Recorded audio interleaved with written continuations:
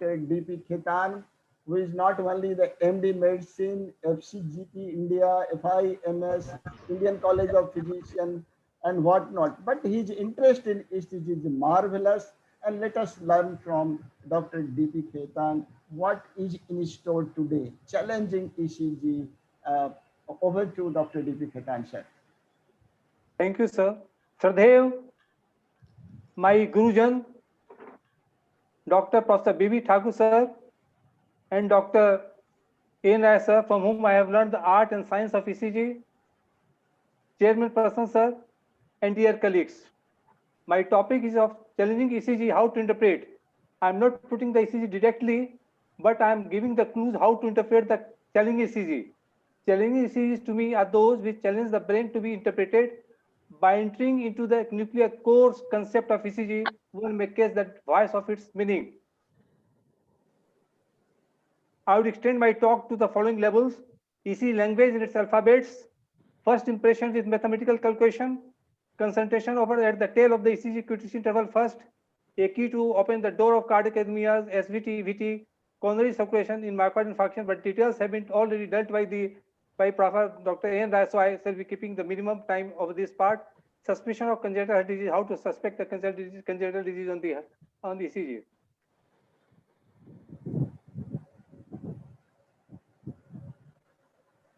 ECG language. ECG having a geometrical language of its own. It is revealed fully to those who know the art and science of its decoding. The decoding expression must telling with the clinical history of the patient, and if needed, proper investigations must be obtained or ordered. ECG must be interpreted always in the light of the clinical history, as you have already seen in the case of the hypoparathyroidism, the importance of the condition with the prolonged QTC interval. Basic alphabets was firstly dictated by Ithomans, thus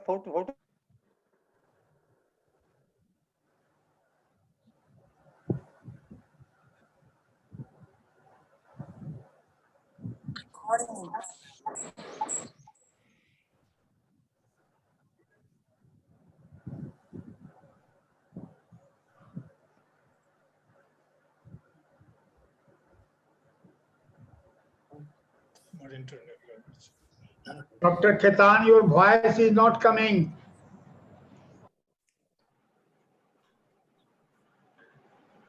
There is some internet problem, sir. Good evening, Dr. D.B. Thakur, sir. Pranam.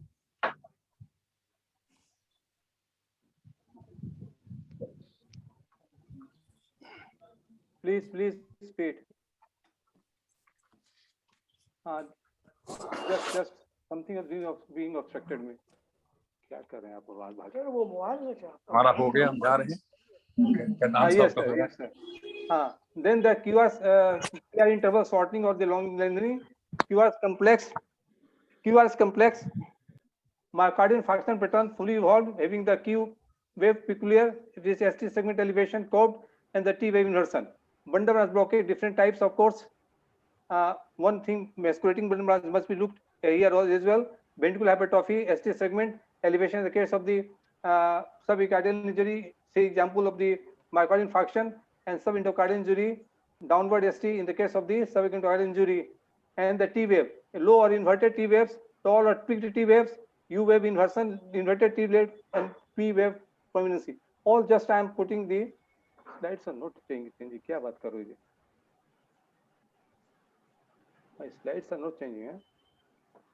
My first impression with the mathematical calculation, I always say keep the brain very clean so that you may grasp the situation later on. So first is the mathematical calculation. Before that, a bird's eye view of all the tracing with the sharp penetrating eyes, mathematical calculations, all the possible data like the atrial rate, ventricular rate, PR interval, QRS widths by the appropriate formula, QTC interval, shortening and lengthening both, and we have to keep the working of the axis, which would be very much helpful in different conditions. Concentrate the tail of the ECG. Just I am giving here the QTC interval. All the things are here look to be normal except the low voltage T wave, but QTC interval is 490 milliseconds with serum potassium low level. So it is much of the characteristic of the hypokalemia. So but you should look the QTC interval here, and here again you see the QTC interval. Here the QTC interval has been shortened to 300 milliseconds in the light with the history of the calcium on the higher side. What is the characteristic of hypercalcemia? Actually, what happens due to the excessive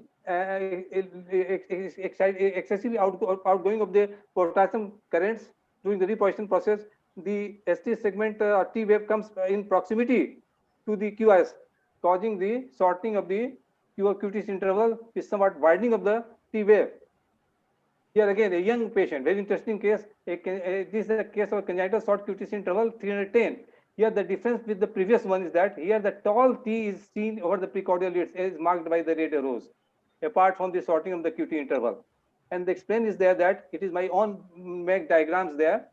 It is due to the increased potassium reflux, keeping just pushing the T wave towards the QR segment. So the shortening of the QT interval and plus lengthening of the compensated by the lengthening of the T wave. That's very characteristic of that thing. A key to open the door of cardiac arrhythmia is SVT and VT. Here is the slide. If the P wave is normal or sinus looking, it must be sinus bradycardia. Of course, reintent sinus bradycardia is the very rare, so it is sinus bradycardia. Non-sinus P wave, when we see the inverted P waves in the inferior leads either or the up T waves in the AVR leads, they are non-sinus in nature, may be such of the atrial tachycardia. And whenever there is a rounding phenomena of circling around the AV node, within the AV node, around the AV node, it is the phenomena very characteristic of certain cardiac disorders like the AVNRT, AVRT orthodromic, AVRT anectodromic, and the origin from the junctional AV node. So they are very characteristic of. You have to see that. एक तीतर पीछे है, एक तीतर पीछे है, लेकिन distance दोनों का डिफरेंट है. एक तीतर अर्लियर है, एक तीतर बाद में है. Earlier titers is suggestive of the short RP interval, suggestive of the APNRT. Typical एक तीतर जो दूर है, they is suggestive of the AVRT orthodromy, just due to the distance covering, round of covering through the accessory nodes, very characteristic. And lastly, it may show the aberrancy if it is larger one. And of course, the word the tangent secondary ST and T changes top below, just see the below, may be seen there during and after SVT, as Dr. Professor N. Rai mentioned about the memory T wave inversion post tachycardia due to the resetting of the electrical phenomena, the electrical reorientation, which may last for a few days or few hours accordingly. So this very nicely slide by Dr. Professor, a very rare slide, very rare slide. Irregular variable RI interval is there, atrial fibrillation, focal AT or atrial flutter with varying AV conduction, multifocal mate, atrial fibrillation, more rapid, irregular, multiform in conducted, rounded P waves, multiform in nature with no discernible pattern, always chaotic pattern. So it is very characteristic of the atrial fibrillation with the higher rate, of course. Vocal AT or atrial flutter with varying AV block. You see the focal AT, non-sinus. Focal it means non-sinus P wave morphology, already explained, with isoelectric line in between must be there, not like the atrial fibrillation. So isoelectric line must be there with the atrial rate somewhat on the higher side, 100 to 100 to 150 beat per minute. In atrial flutter with varying AV block, sawtooth appearance, atrial severity with no isoelectric line in between, base in inferior leads. And if you turn the V1 up and down, also the atrial flutters would be very much clear. Multifocal atrial tachycardia means at least 3 distinct P wave morphology in the same lead, isoelectric baseline in between, not like the atrial flutter when there is no isoelectric line. Just I am seeing the ECG in the next one. Before that, PSV, VT with aberrant ventricular conduction. A basic concept is necessary to interpret. Aberrancy is very common during paroxysmal arrhythmias. Shortening of the cycle may bring the SVT beat within the inferior relative period of the bundle branch, mainly RBB, which is short and longer. That's why RBB aberration is much common, about 80% of the aberrant cases compared to the opposite part. Points in favor are presence of associated atrial activity, not dissociated like the complete head block or the AV dissociation. One either ek titar pehle ek titar baad, but in the organized way, in an associated way, there is very characteristic. Typical RBB pattern, LB pattern, as already discovered by Professor N. Rai. Asman phenomena means if the short RR interval follows the long RR interval, that period, short period, may lie in the refractory period, making the bundle branch refractory. So that's why there is a RB pattern mainly. Triphasic morphology, whether in the form of the V1 RSR pattern or in V6, the other sort of the pathology, may possess the alone size of the supraventricular origin. Bundle branch block in previous ECG. Now come to the ECG patterns. Here see the atrial fibrillation. Atrial fibrillation, of course, clear to everybody, nothing to be discussed here. The next slide is the atrial flutter. One part is having the higher rate, approximately 150 millimeter, 150 per minute. The next part is having the variable AV conduction. Variable AV conduction is showing the evidence of the flutter. The first part is not showing the evidence of the atrial flutter, but there is a midway P wave in between the two QRS. According to the Bick's rule, narrow complex tachycardia 150 per minute with mid P wave between the two QRS, that suggests either the atrial flutter or atrial tachycardia with 2:1 AV conduction. Very much of significance here. Already one slide shown by Dr. Professor N. Rai with 2:1 atrial flutter under the light of the Bick's rule. The last, the multifocal atrial tachycardia, at least three distinct, different P waves must be present in the same lead with the differing PR interval and the R interval accordingly. So it is the case of multiple atrial tachycardia. It is having the isoelectric line, not line. Just see the wave flutter waves. There is no isoelectric line. So the keeping in mind the nature of the waves, the presence of isoelectric line are very important to diagnose the conditions in the supraventricular irregularity. Here you see the AV and RT. AV and RT just the छोटा तीतर, shorter distance तीतर पीछे है. So it is so much of shortened that in the slow rapid, it is just falling inverted P. It's just falling about the touching of the falling upon the terminal S wave, preparing the pseudo S wave in the inferior lead. Very much suggestive of this sort of the AV and RT. Sometimes tether may come afterward. So the short RV interval. And the same phenomena due to same reason, the small r is seen after the R wave, pseudo R wave in V1 and V3R. In V3R, it is nowadays considered to be more significant. Next is the orthodromic AVRT. Compared, it is a confirmed case of, not confirmed, it's spelling mistake, confirmed case of EP by EPS, electrophysical studies. Here you see the heart rate is 200, above 240 beats per minute with the marked ST deviation, 2 millimeter or more. It's lasting for 80 millimeters, especially in inferior and precordial leads. It is very suggestive of the orthodromic AVRT. It is clinical ECG dictum. If the ventricular rate is more than 200 milligram with marked ST deviation or the inferior and precordial leads, one must think in terms of the orthodromic AVRT. Mechanical AVRT, basic. This is the peculiar ECG. It is showing 3-in-1. It is showing the WP pattern. It is showing the anti-grade AVRT. It is showing the orthodromic AVRT, antidromic and artrodromic both. So you see here on the left side there is a type B pattern of the WP pattern. And the limb leads are not available, but seeing the pattern of this over the V1, V2, V3, it looks to be right posterolateral side as a SSI pathway. And just before the initiation of the wide complex regular tachycardia, there is initial start of the P. It start with the PSC, very peculiar, and after running a short time, it gets converted to the orthodromic AVRT having the narrow complex, but that may be even the AVNRT. AVNRT and with the your integrated AVRT may coexist at times. So it is difficult to represent, but on the EPC view may see, but in the due to the presence of the WPW we interpret. So it is a very good ECG to interpret all the things about the pre-excitation syndrome. Here, ventricular tachycardia. The main thing in ventricular tachycardia that the transmission is through muscle to muscle. So it is taking more time. It is not through the Purkinje fibers to the muscle. So always broader in shape and size. Plus there is no transmission through the AV nodal Purkinje system. That's why there is no, the shortening, initial shortening is more than the 0.04 second. There is much of significance. So you see the AV dissociation first very much because trachea अपनी गति से काम कर रहा है, atrial ventricle अपनी गति से काम कर रहा है. Dissociation. This AV dissociation is marked by the presence of the P wave and the capture beat, and fusion capture beat means sometimes the normal QRS may peep through the ECG. Fusion beat normal ECG plus the ventricular complex may fuse together, and positive either complete run of the positivity of the waves over the precordial leads or the negative waves, positive concordance or the negative concordance. Very much of the significance in the case of the VT, RS and precordial leads. If the distance is more through the muscle to muscle, of course the time interval will be more from the onset of the R wave to the S nadi, more than 100 milliseconds. This is known as the Brugada sign. And by the jerking movement of the abnormal movements of ventricular muscles, there must maybe some notching over the terminal part, what we call the Josephson sign. There is much of significance here.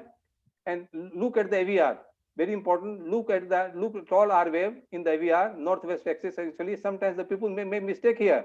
Sometimes the extreme R axis deviation is there, and they call it the northwest axis. By axis determination, the whole thing will be clear. Initial QR or Q wave more than 0.04 second, indicating the muscle to muscle transmission, not the Purkinje transmission. Notching over the initial downstroke of the predominant negative, already explained. But if the ventricular transmission time is more than the initial Purkinje time, the ratio will be less than 1 or the equivalent to 1. And this ratio of RV pattern, peculiarity of the RV pattern, already I have monophagic or left AVTR or the biphagic with the leaf is, so just the reversal of that means S is deeper like that, and the RS or the RS case pattern, that's sufficient. In LBB pattern, because the impulse is not passing through the bundle branch pattern, it is passing over bridge. It is over bridge passing. That's why the difference is there. So LB pattern is like that in picture, just going in fast due to positive time there. This is very peculiar ECG, very good ECG by presented by Dr. Mrityunjay Kumar. Here in V1, you see the R is taller than the next taller. This is now the left rabbit ear sign. Just I have demonstrated with the rate compared with the rabbit ear, which is left is taller, but actually note that ears are taller in both the cases.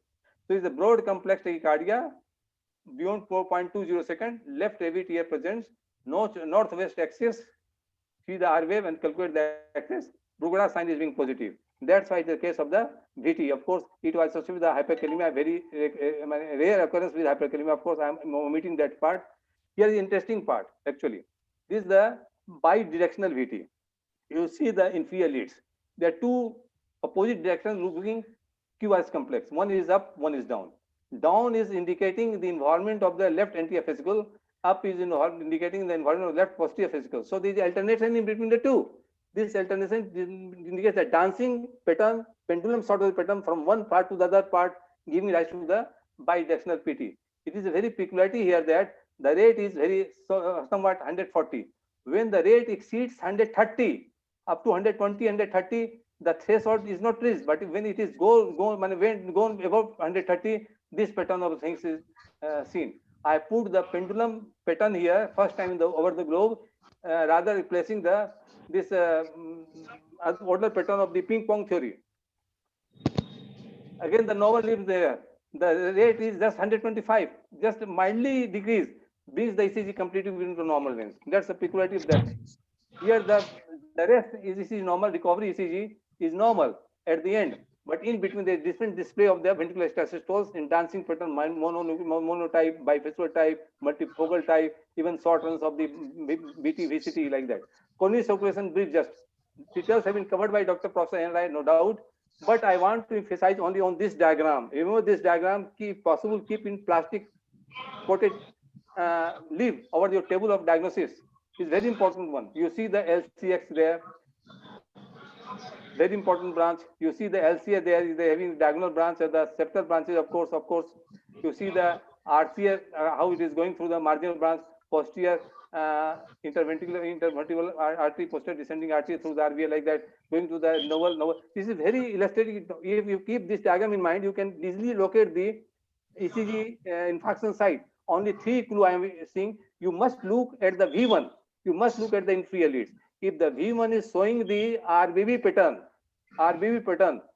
with the T changes over the or other infarction pattern of the V1, V2, V3, inferior lead showing the inferior QT infarction pattern, it must be the case of the proximal LAD involvement. If there is a posterior, there is a prominent QRS over the V1 with the ST depression over the V1, V2 with the same phenomenon over the inferior leads, you must suspect the 2 posterior infarction. And if there is sloping, there is a curving of the V1 segment over the V1, it must be the case of the right ventricular infarction along if the presence of the evidence of the inferior marginal infarction. So just record over the side. Dr. Professor Rai sir has demonstrated this very nicely. So remember 3 points. You look at the V1, you look at the inferior leads. The 3 things will be made clear. How to suspect congenital disease? Only one point I want to emphasize.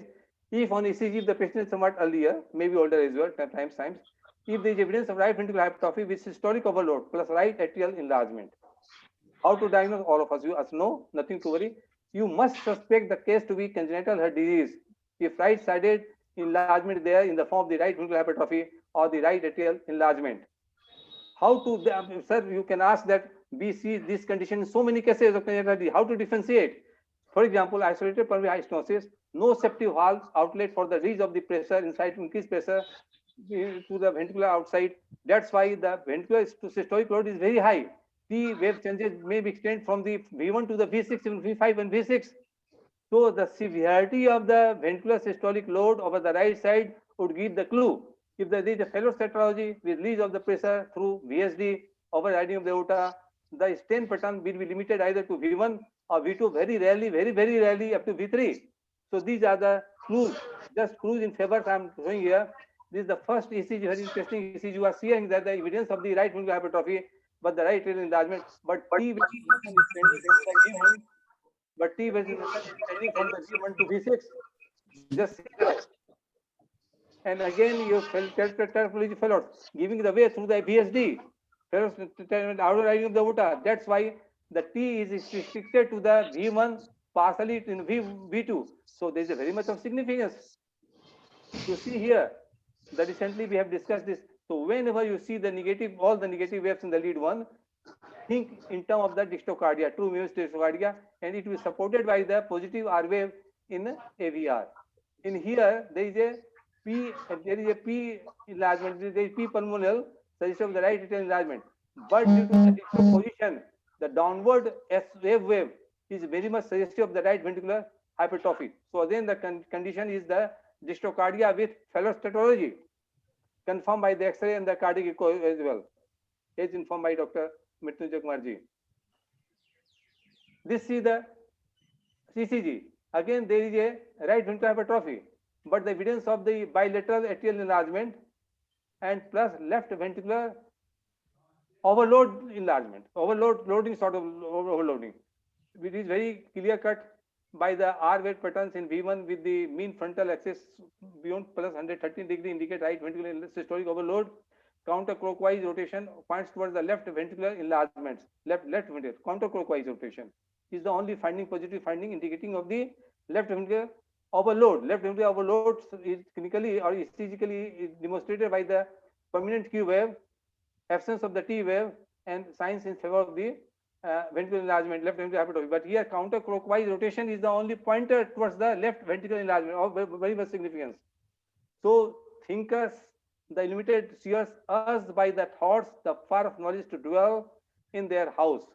So I pray God to illuminate illuminate the minds of all ours to keep the knowledge intact, what has been taught by Dr. Professor N. Rai, the real guru. I am not so the real guru. I am the chela of Dr. N. Rai and the chela of Dr. B.B. Thakur.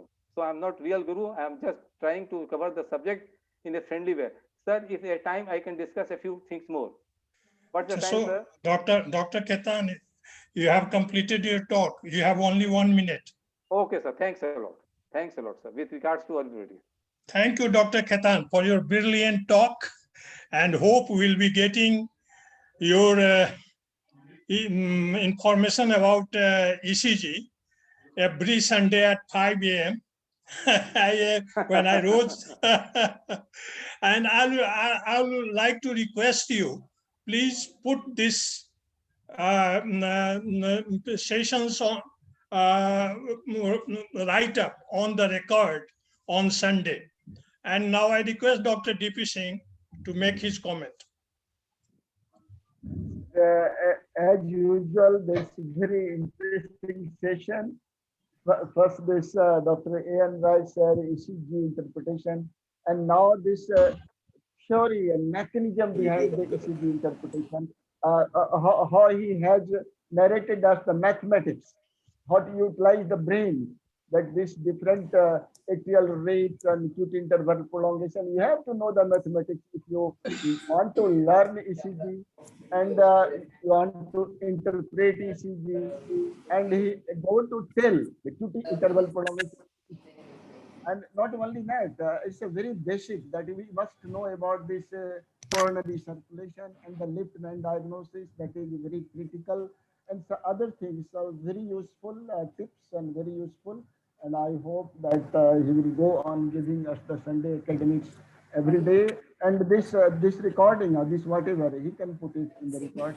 Thanks to him. Very congratulate him for the night. Thank you, Thank- sir. thank you, Dr. TP Singh. Dr. Madhukar Rai has joined as the chairperson. I will request him to give his final comments and then we'll close the session.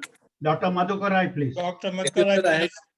I have joined since 3 and was very quietly listening to all the proceedings.